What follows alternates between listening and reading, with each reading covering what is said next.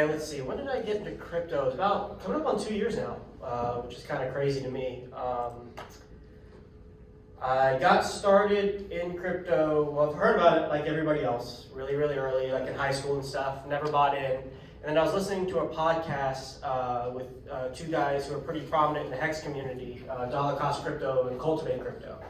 And for any of you guys who spend any time on YouTube, you've heard of DCC, you've heard of Miguel. And I just was listening to them talk about Bitcoin and Ethereum and all the stuff that I thought about it before. For some reason, it just clicked in that interview. I'm like, oh yeah, of course. Like this is where the next level of opportunity is for financial returns, financial freedom, passive income, etc. And so once that switch flipped in my head, it just kind of dove down the rabbit hole, watching all the YouTube videos, reading blog posts, just trying to get my feet under me, understand what's going on. I took their course 3 times, and I did a lot of one-on-one consultations with Miguel, and that really sped up kind of my educational timeline while I was, I'm in dental school right now, and I'm like studying crypto on the side, and after a couple courses, and I got most of the information down, listening to a lot of the Hexicans, investing in several projects, it was really the value proposition of HEX was probably definitely was the most interesting to me and the thing that I found the most potential in. And I still dabble in other things, but when I think about where I mainly want to put my financial energy to and what I want to DCA and hold for the long term, there are these assets that are, I don't know how much you guys have gone into HEX specifically, but these things that are tied to the T-share. Any way I can get exposure to that is where my head is at right now, and the mentality that I built. And so right around, coming up actually a year ago, this other coin, you'll see it up there, Hedron, started to launch. And I was kind of in the Telegram groups learning about that. And for those of you who don't know what it is, quite simply, it's a token built on top of HEX. I'm happy to talk about that later if you have any questions on it. But at that point, I saw that there was another way to get exposure to the T-shares through this token, and that I was fairly early to it, which was exciting. And so I've always kind of wanted to produce content in some way, shape, or form. I just never really had, there was really nothing in specific that I wanted to talk about. I felt like a lot of the HEX community has done a really great job in elucidating the value proposition of HEX, why it's important, how to use it, how to utilize it correctly, why it's important to utilize it in the way that you should. So I didn't really feel like I had anything to say or contribute to that conversation. And it wasn't until I started to understand Hedron and eventually ICOSA, which came out later, where I was like, okay, this is something that I feel like I can talk about, I can contribute to the collective conversation that's happening within the community, and that's kind of how I got my channel started. And so, just like everybody, I'm still learning, and I'm still, trying to understand, trying to improve myself and my own strategies and how I manage my portfolio, how I explain things to other people, and how I can better help other people, understand the opportunity that I see, and then maybe if they happen to agree with the things that I'm saying, help them along the way as well. So yeah, that's pretty much me in my crypto journey in a nutshell. Nothing too crazy or special. I just see a lot of opportunity for obviously price go up potential, but also passive income potential, where you're able to position yourself and accumulate coins that will be paying you dividends along the way, every single day, month, quarter, however you really want to set it up. And if you look at the assets that I talk about on my channel, HEX, Hedron, ICOSA, and the way that they're tied to the T-share, what you'll notice is that as the ability to obtain the T-share or the unit of inflation goes up and becomes harder to obtain, you've kind of taken your position and you've moved away from the new entrants, where you are obtaining the amount of inflation that new people can't obtain anymore. So you kind of have some economic power relative to the people in the past. And this is something that I experienced when I first got into HEX around 2 to 3 cents, watched it rocket up to 50 cents, and I was like, man, I cannot get these T-shares that some of the OGs and even that were sitting in the room had the opportunity to get. And it was that experience where I was like, okay, now with the opportunity to reaccumulate these things, as well as reaccumulate them through these other derivative assets that are also producing me yield, I can set a solid foundation of passive income that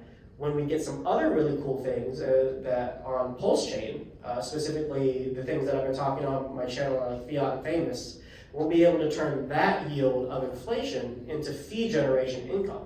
And so you're going to be able to take yield from one bucket that you have, put it into another bucket, build those things up all together, and then all of a sudden, when your entry point has gotten so far below what the downside risk of wherever we're at in the market, wherever it becomes, you all of a sudden just have this perpetual income machine that you can just scrape off along the way. And that's really the goal that I see in crypto, the end game that I'm working towards right now, and that I'm accumulating for right now. Like, you know, a lot of my stakes, they're doing great, my Hedron stakes, my ICOSA stakes, but I really see the potential later on when we're going to be able to fold all of our yield into another platform to generate more yield. And these are some of the tools that we're about to get. Yeah, question? So you're saying that certain cryptocurrencies are invested in dividend yielding Correct. companies or endeavors? Yep. Not the token, not the crypto itself, but it in turn invests. So when you buy one of them, then you're getting a dividend. Exactly. Okay. So and how do you know that? I mean, how are they marked? how do I know? How do you know a dividend paying one from a non-dividend paying one? So all of that information is typically on the white paper and the way that they advertise the coin. So for example, HEX, you know, it has a sticker price or a sticker return of like 30% APY when you're staking the coin for the average stake length, and then it's very transparent that comes from inflation. So the new coins are minted to the people who leverage their time and protected the price for that given period of time. There are other platforms that offer services to people on the blockchain where you are able to trade or you are able to obtain, say, leverage or a loan via their platform. And whenever you do that, there's a fee associated with that. So typically, you know, like we talked about trading earlier and how when you make a trade, there are fees associated with that because you're using somebody else's product and service and platform. A lot of these tools are being built on the blockchain right now, are being repurposed and upgraded for Pulse Chain, and we are the ones who are be able to provide the liquidity and the tokens for other people to utilize those services. And so because we are providing the ability for people to use the services, we get paid some of those fees. Does that make sense? Okay. Yeah. Another simple way of saying it is if you buy the token of that platform generates fees, and when you stake the token, the fees go to the stakers. Yeah, that makes sense. Their distribution model and value proposition are also tied to the same mechanism. And so when I see these other coins, I also see and I'm able to value them in the T-share terms, which allows me to analyze or assess what kind of opportunities they are. But put it most simply, it's that one mechanism. And there are a lot of ways to fundamentally analyze a coin. Generally, you know, the idea of you know, supply and demand, you know, buys pump price, sells dump price. And so if you look at the mechanics of the token through that mechanism, through that paradigm, that can help you maybe elucidate if the mechanics of the token are built to facilitate, you know, price go up.